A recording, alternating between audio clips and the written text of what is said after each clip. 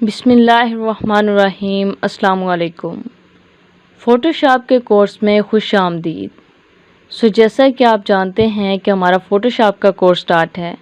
इससे पहले हम फ़ोटोशॉप के बारे में कई वीडियो बना चुके हैं जिसमें हमने कई टॉपिक्स को कवर किया।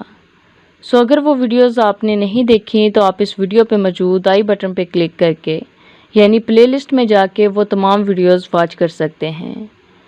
आज का जो हमारा टॉपिक है यानी अब हम जिस टॉपिक के बारे में बात करेंगे, जिस चीज़ के बारे में बात करेंगे वो है हमारा सिलेक्शन टूल। हमने पिछली वीडियोस में भी सिलेक्शन टूल के बारे में बात की। जैसा कि हमने पहले भी बताया है कि मूव टूल के नीचे जो आपको फ़ोटोशॉप के अंदर 3 टूल्स नज़र आएंगे, ये सिलेक्शन टूल्स हैं और इन तीनों टूल्स की मदद से हम अलग अलग तरीके से सिलेक्शन कर रहे होते हैं।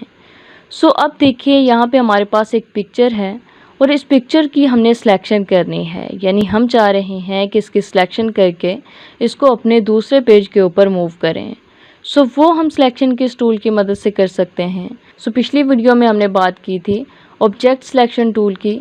ऑब्जेक्ट सिलेक्शन टूल क्या करता है कि ये किसी भी पिक्चर में मौजूद जो मखसूस हिस्सा होता है यानी जो मेन पॉइंट होता है, जो ऑब्जेक्ट होता है उसके अंदर, ये उसको खुद ब खुद सेलेक्ट कर लेता है यानी उसकी सिलेक्शन कर लेता है। जबकि अगर हम यहाँ पे अप्लाई करके देखें, यहाँ से हमने इस टूल को सिलेक्ट कर लिया है ऑब्जेक्ट सिलेक्शन टूल को और यहाँ पे हम इसके ऊपर अप्लाई कर रहे हैं। अप्लाई करने के बाद आप देख सकते हैं कि इस पिक्चर में बहुत से हिस्से ऐसे हैं जिनकी सिलेक्शन नहीं हुई। जैसा कि अगर हम इसको जूम करके यहाँ से देखें, ये देखिए यहाँ से इस वाले हिस्से की यहाँ पे सिलेक्शन नहीं हुई। अब हमें किस टूल का यूज़ करना होगा। अब हम जिस टूल का यूज़ करेंगे वो है हमारे पास इसी टूल में मौजूद क्विक सिलेक्शन टूल। यानी हमारा जो ऑब्जेक्ट सिलेक्शन टूल है, इसी के ऊपर अगर हम लॉन्ग प्रेस करें तो इसके अंदर हमें एक टूल नज़र आता है क्विक सिलेक्शन टूल। हम सिंपली इसको सिलेक्ट करेंगे। ये हमने इसको सिलेक्ट कर लिया है। सिलेक्ट करने के बाद इसका क्या काम है, इसका काम ये है कि आप जिस पॉइंट पे भी जाके क्लिक करेंगे वो पॉइंट खुद ब खुद सिलेक्ट हो जाएगा। किस तरीके से, उसके लिए हमने यहाँ से इसको सिलेक्ट किया है। सिलेक्ट करने के बाद आप देख सकते हैं कि यहाँ पे जो हमारा कर्सर था वो इस शेप में आ चुका है। अब हम जिस पॉइंट पे भी क्लिक करेंगे वो पॉइंट खुद ब खुद यहाँ से सिलेक्ट हो जाएगा। इसी तरीके से हमने पहले भी बात की थी कि यहाँ से हम जिस चीज़ को भी ओपन करते हैं यानी जिस टूल को भी ओपन करते हैं उसी की प्रॉपर्टी यहाँ पे ऊपर ओपन हो जाती है। अब हमने इस टूल को सिलेक्ट किया है, इसलिए इसी टूल की यहाँ पे प्रॉपर्टी ओपन हो चुकी हैं। आप देख सकते हैं कि यहाँ पे एक माइनस का बटन है और एक प्लस का है। यानी ये जो हमारा कर्सर नज़र आ रहा है, अगर हम इसके साइज़ को कम या ज़्यादा करना चाहें तो हम वो भी कर सकते हैं। इसी तरीके से यहाँ पे एक और ऑप्शन है, हम इसके ऊपर क्लिक करेंगे। ये देखिए साइज़ वाली विंडो हमारे सामने ओपन हो चुकी है। ये देखिए हम यहाँ से जितना कम करेंगे, ये जो हमारा कर्सर है इसके ऊपर जो पॉइंट लगा हुआ था यानी जो सिलेक्शन टूल आ रहा था उसका साइज़ उतना ही कम होता जाएगा। ये देखिए इस तरीके से अगर हम इसके साइज़ को बड़ा करते जाएं तो आप देख सकते हैं कि इतना बड़ा हो चुका है। लेकिन अब हम यहाँ से इसे नॉर्मल कर लेते हैं, लाइक हम इतना कर लेते हैं। इतना करने के बाद हम क्या करेंगे कि हम सिंपली यहाँ पे क्लिक कर देंगे यानी इसको छोड़ देंगे। उसके बाद अब हमने इसकी सिलेक्शन करनी है। सिलेक्शन हम किस तरीके से करते हैं, ये देखिए यहाँ पे दो ऑप्शन है, एक प्लस का और एक माइनस का। यानी अगर हमने किसी चीज़ की सिलेक्शन करनी है तो उसके लिए हम प्लस के साइन का यूज़ करते हैं ताकि आगे से आगे सिलेक्शन होती रहे। जबकि अगर हमारे पास कोई ऐसा ऑब्जेक्ट हो जिसकी सिलेक्शन हुई भी हो और हमने उसमें से किसी हिस्से को अनसेलेक्ट करना हो तो उसके लिए हम यहाँ से माइनस का यूज़ करते हैं।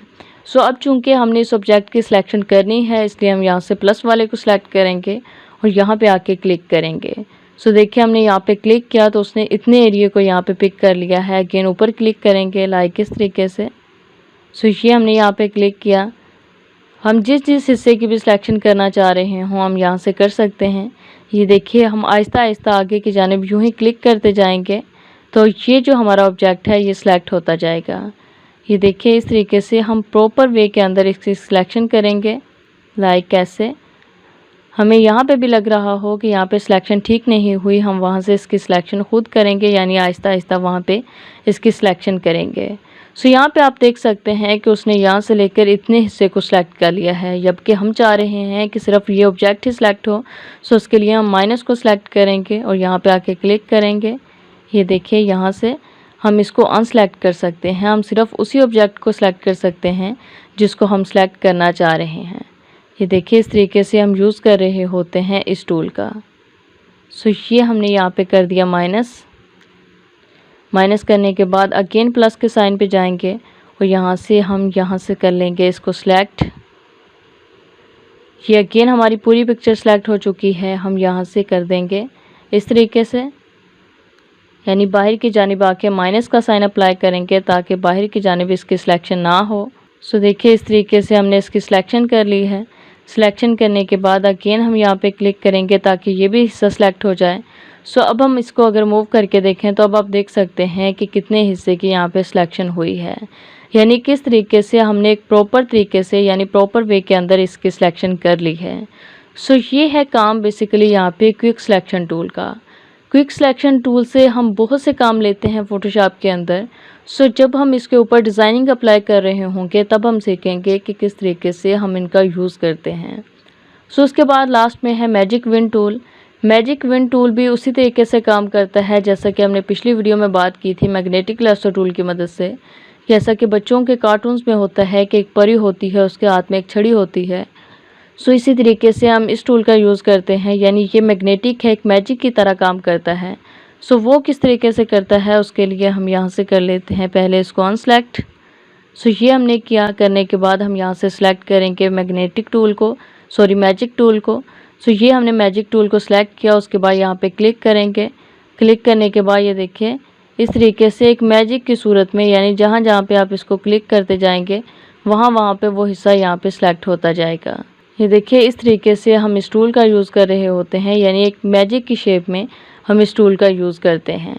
लेकिन सिलेक्शन टूल के अंदर जो हम यहाँ से किसी भी ऑब्जेक्ट की सिलेक्शन करने के लिए जिस टूल का यूज़ करते हैं वो यही है कि ऑब्जेक्ट सिलेक्शन टूल हम ऑब्जेक्ट सिलेक्शन टूल की मदद से कर रहे होते हैं या क्विक सिलेक्शन टूल की मदद से कर रहे होते हैं।